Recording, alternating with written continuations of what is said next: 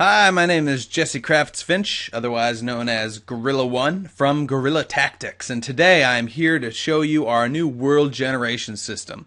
You can see it here before you. It is wonderful, isn't it? It does have a lot of placeholder graphics, so please bear with us. We will spruce it up later. In the meantime, here's a napkin to wipe your tears of joy at having seen this wonderful system.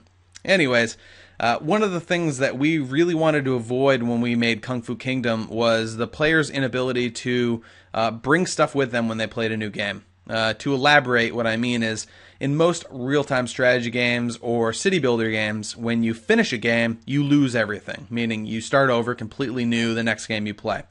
And I didn't like that. I thought that was boring. I didn't like building this enormous temple and this great faction only to have to start over. It got kind of boring. So our solution to that was to create a world that the player existed in, and every sort of game they played was on a piece of this world. And so this is what you will see in front of you when you generate a new world. It is a series of territories, and each territory represents one gameplay area that the player can play on. It's a map. And each territory has a major biome. So this has a swamp, this is a mountain, swamp, forest, lake, etc. And the biome is basically the geographical features that will be on that, you know, whether it has lots of trees or whatever.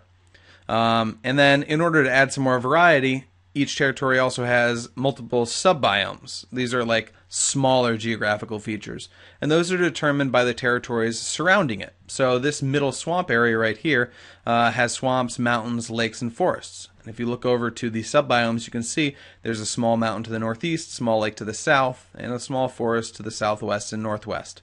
And that means in those directions, we're going to add some of those geographical features when we generate the territory. That's really cool because it means that the map you're playing on is a part of the world that it exists in. It's not just some randomly generated map that is separate from the world that you were supposedly taking place in. And that was really important to us. So there are a couple ways that the player interacts with this map. One is when they start playing, they choose what territory they want to start on. Let's assume they choose to start on the forest here. And you can see it expands the world map as you do so. And then they'll zoom in and they'll start playing on this map. Here's the second way that they get involved. NPC Factions live in these various territories. And they have the ability to send assault forces or trade caravans to neighboring or otherwise connected territories. So say this forest guy, there's an NPC faction here called Mountain Tiger, and it has lots of tree resources, but it needs something from the grassland up here. And so what it's going to do is it's going to send a trade caravan through the player's territory in the forest to the grassland.